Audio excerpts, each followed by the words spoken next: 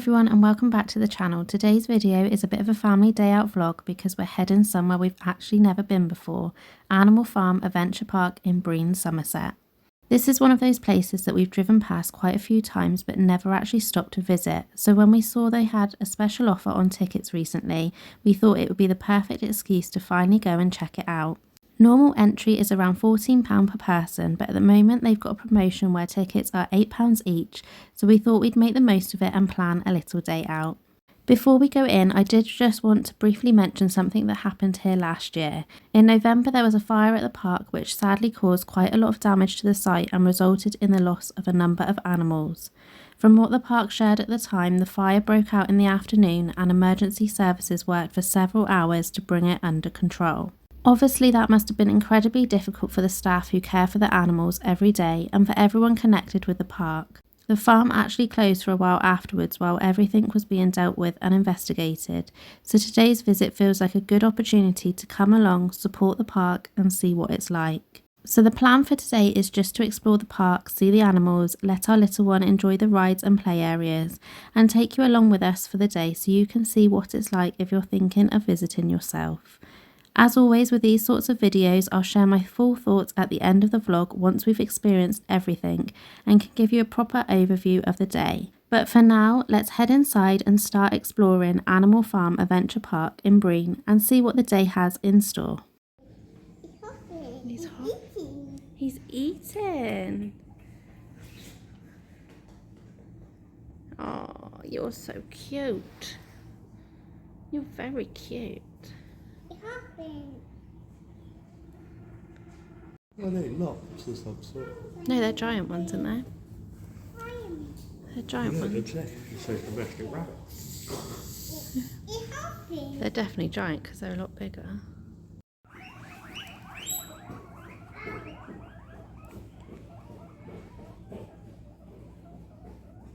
There you go. Don't tell me you walk right like that.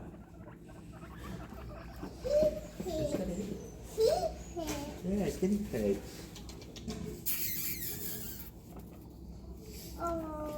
Head pig.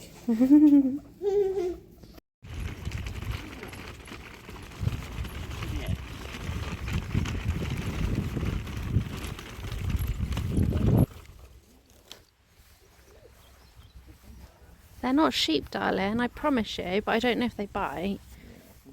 I'm not sure. Hello? No. They're nice, they're eating, aren't they? Stand there. Come here.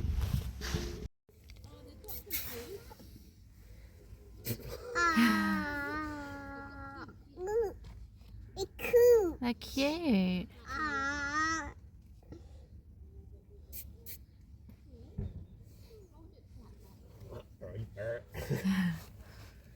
Do you see a baba?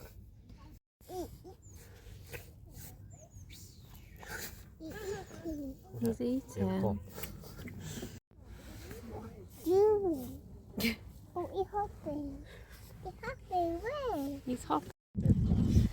Ah. He sneezed on you. Oh, look at him run. Look, look, look, look, look, look. Yeah, he's pushing them all out the way. Hey, go.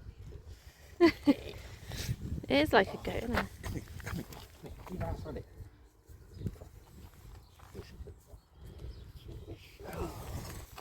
Did he bite you?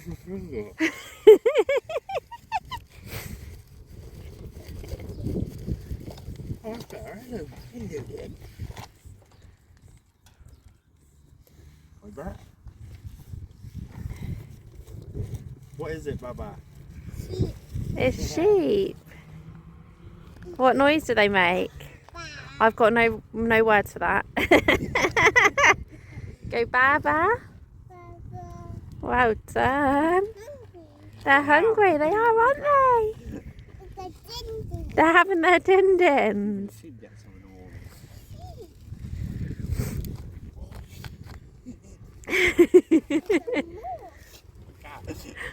Hang on a minute, darling. Wait there because you're attached.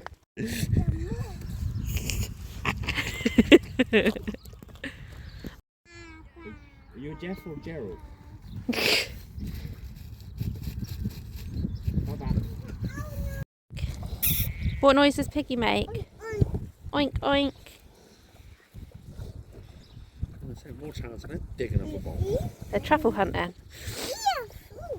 Are you looking for food, are they? It's nice. It's nice. That's a load of mud. I don't think it is nice. Oh, look at all four shots in the yard. That's all I can do. Sit down, it's not going to here. Right, you come here, because What noise do they make?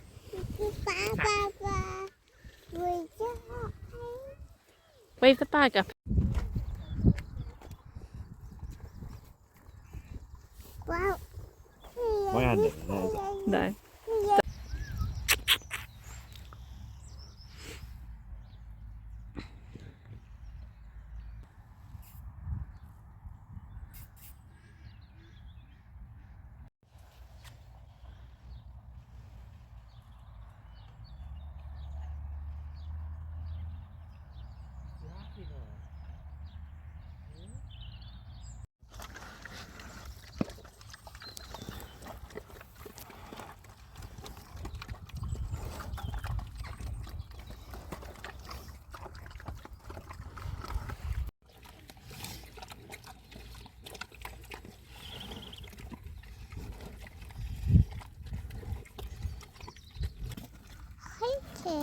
Hi, pig.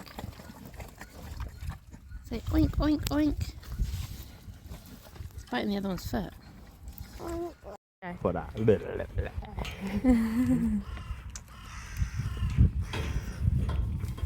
open now. Open now.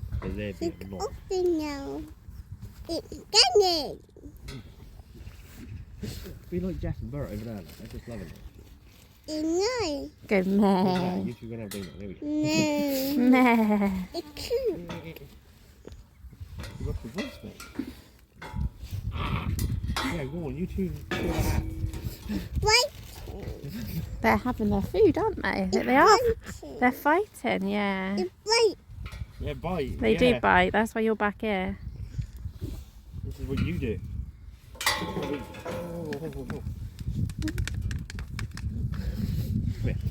Oh, that was a bit painful looking. Thankfully. Oi, Bert. Bert. Oi, Bert. There. I got you one. I got you one. A daddy one, is it? Yeah, Daddy's in there. I got a mommy. A daddy and that's not a baby though, that's a goat. Yeah. You can sniff his asshole in that bit. Oh, You ain't gonna like it. You like I it? like the pig. You like the pigs. I'm so glad because Mummy likes the pigs. I like the one.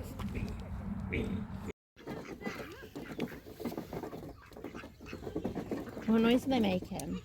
Quack, quack. Quack, quack. Cute. They're cute. She got quack. The little baby one's struggling to reach.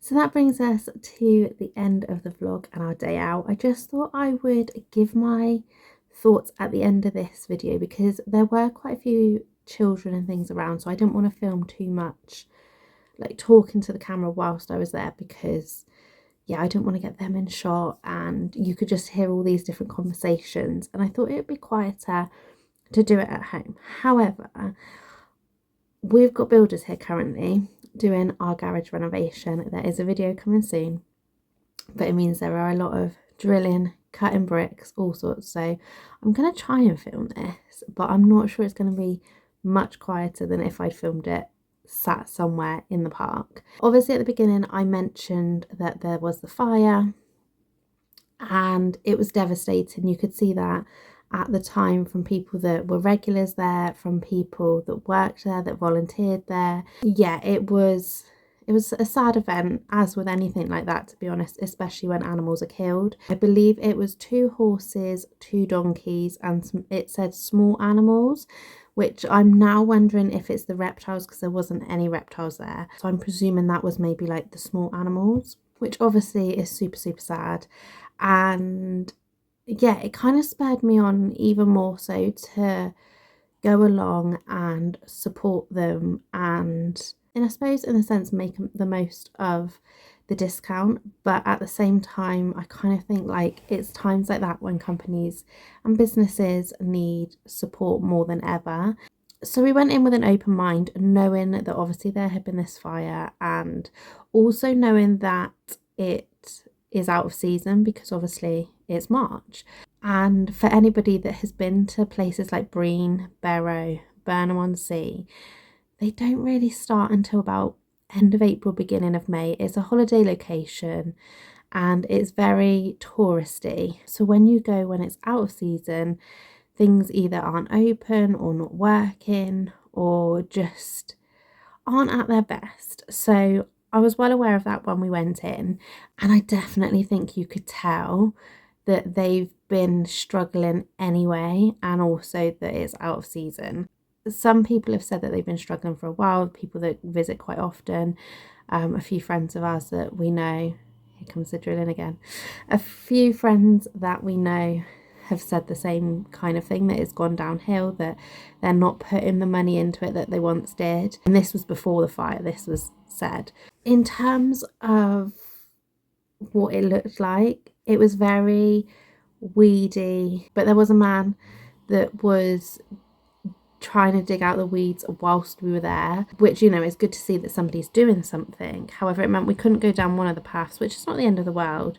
And then when we come up, when we were leaving, he'd left piles of like weeds everywhere, so that both paths were almost impassable, because there was just these piles of like mud and weeds and stuff. So yeah, it was a little bit just like, I don't want to say annoying, but it was just one of those moments when you're like, if you're going to dig it up, then put it into like an area. They advertised on Facebook ages ago like these duck log flume ride type things, which Nelly wouldn't have gone on anyway, so it wasn't the end of the world, but they were very much looking very dishevelled and dirty in a corner.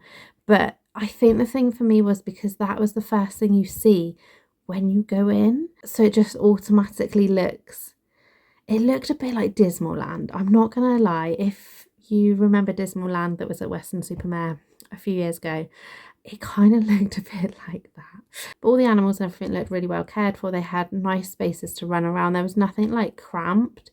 The first animals we tried seeing were the tortoises, but I'm gonna hazard a guess they were hibernating and locked up for the winter because we couldn't see them anywhere. So I'm only going to presume that they were hidden inside having a nice winter sleep.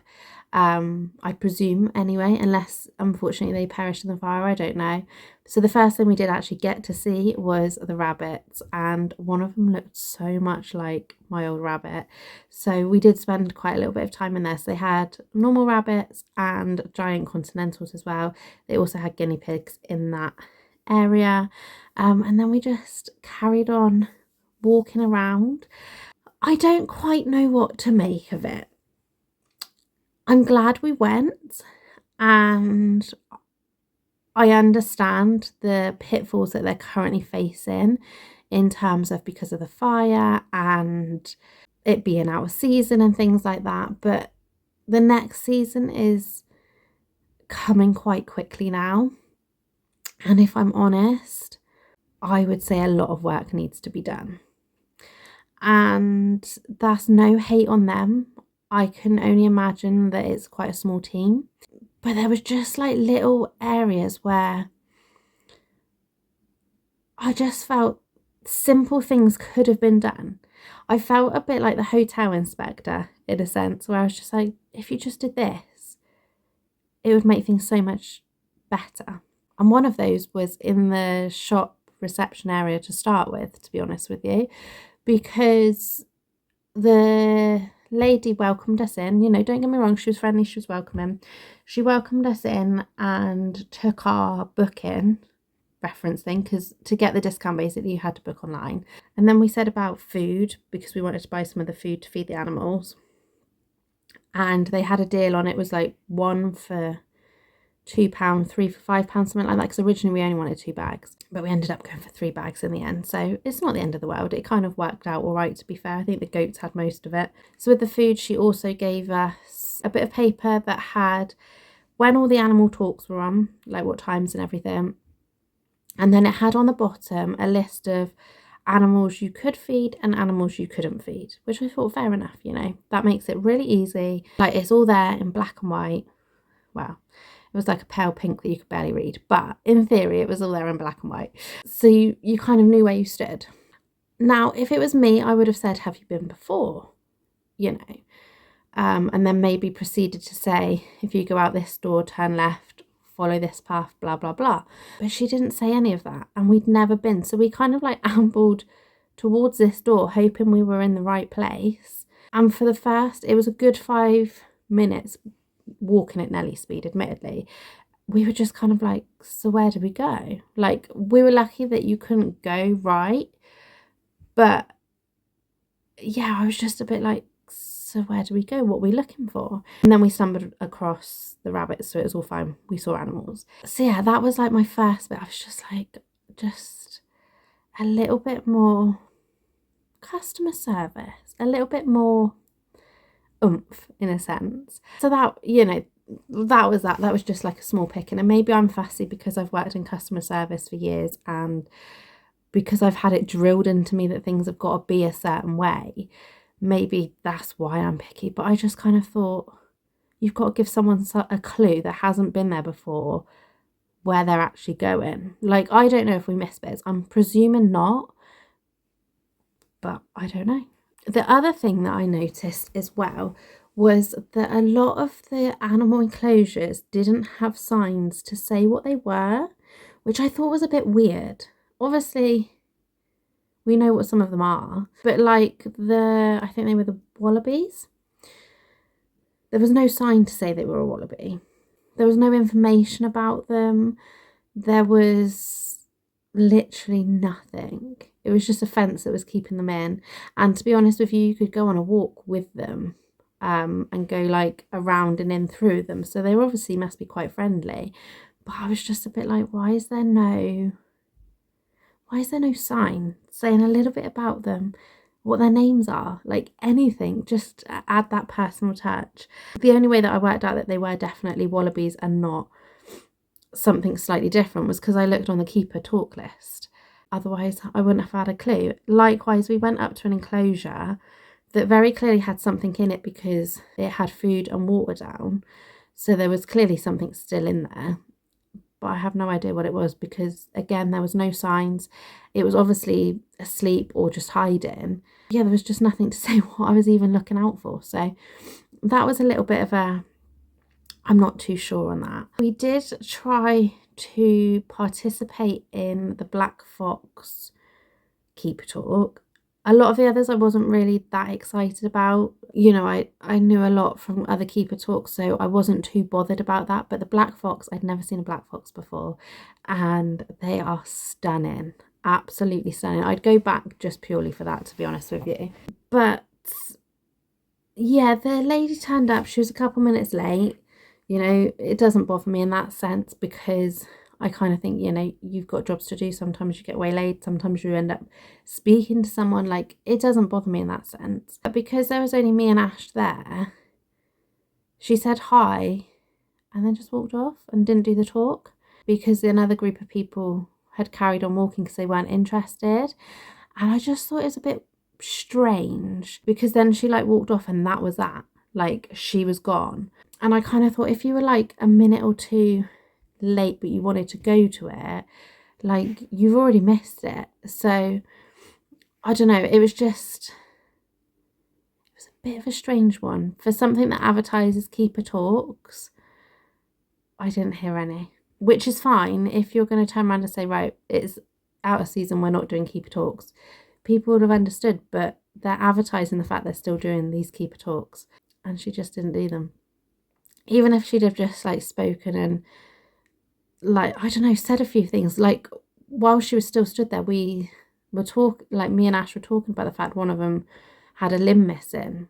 She could have quite easily have just said, oh yeah, this is Bert, as Ash always calls them, like, and said a couple of things about them, but she didn't, which was weird. Yeah, so I don't know, it just felt like a bit of a half-hearted attempt from the staff, and I get that they've had like a horrible few months and they've lost some of their animals and things like that.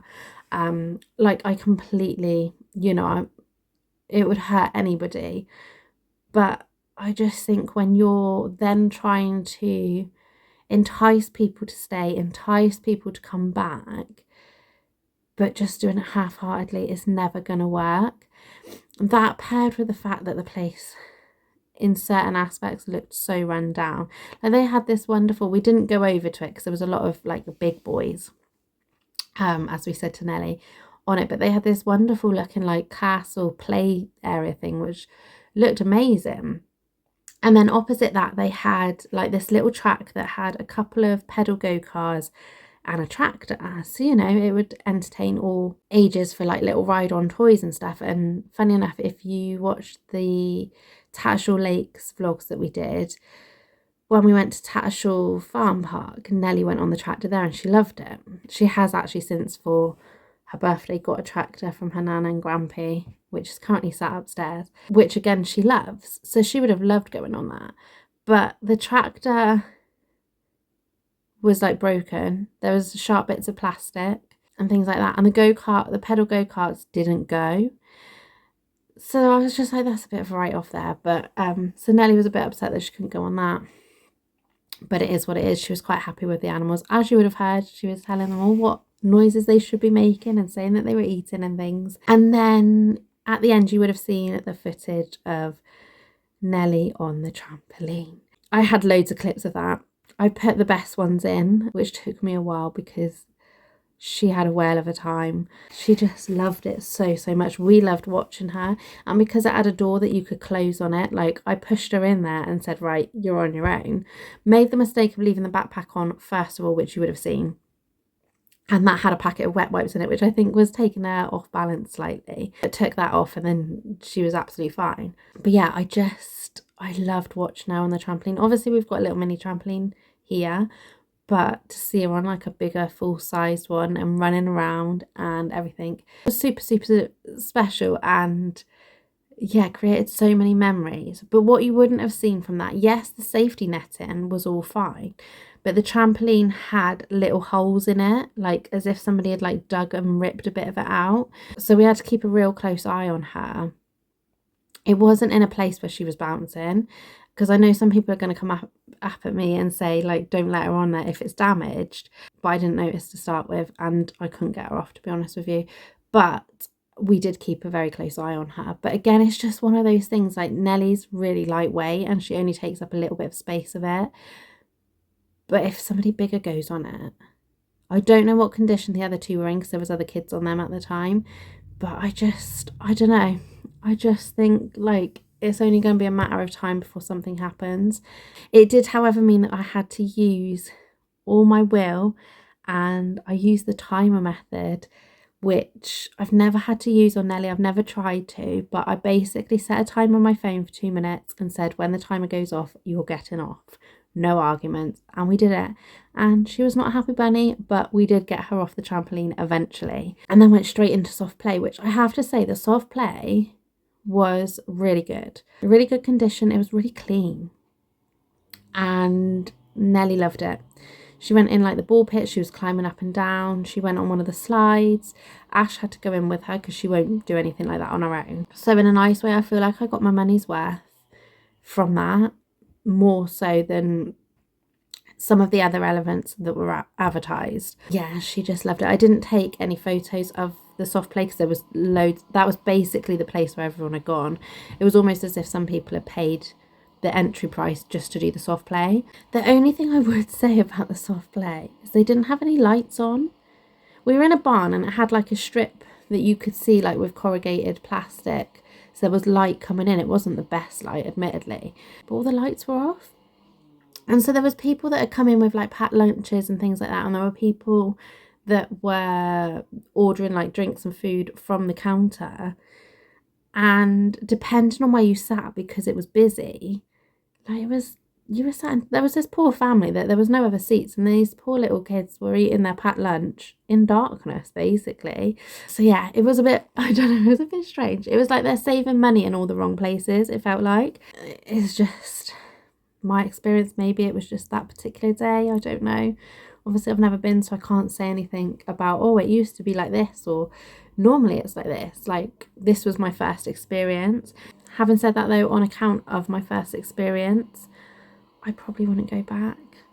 I'm not gonna lie. Yeah, I don't think I would. We go to a place called Donnerford Farm, which is about the same distance the opposite way, and it's free to go in. You can pay for food for the animals if you want to feed them. Yes, you pay for soft play if you want soft play, but I don't think you really get much more at Animal Farm than you do there. Does that make sense?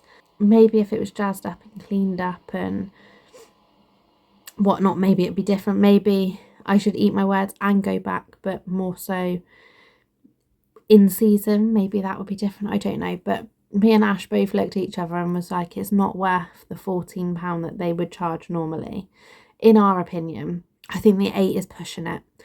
I think you get away with the 8 because the soft play is good, you know, and that's kind of the going rate in this area for a soft play. So I was a bit like, right, I'm paying basically for the soft play element. But yeah, I don't know.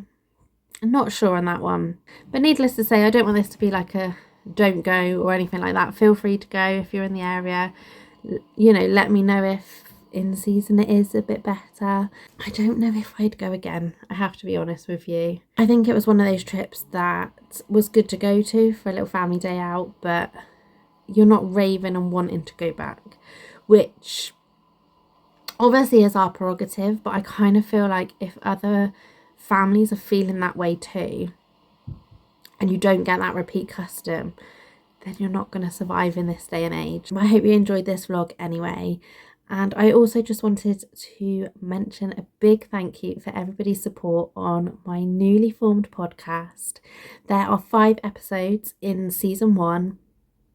I filmed them all already, and they will be coming out basically 2 weeks apart. I don't want to put too much pressure on myself to do something else every single week, so I'm aiming to get them out every 2 weeks and then take a little bit of a break and then do season 2. So let me know what topics you would like me to talk about on there, because I just want it to be like a real chatty space and somewhere that we can talk about things that don't normally fit in the vlog.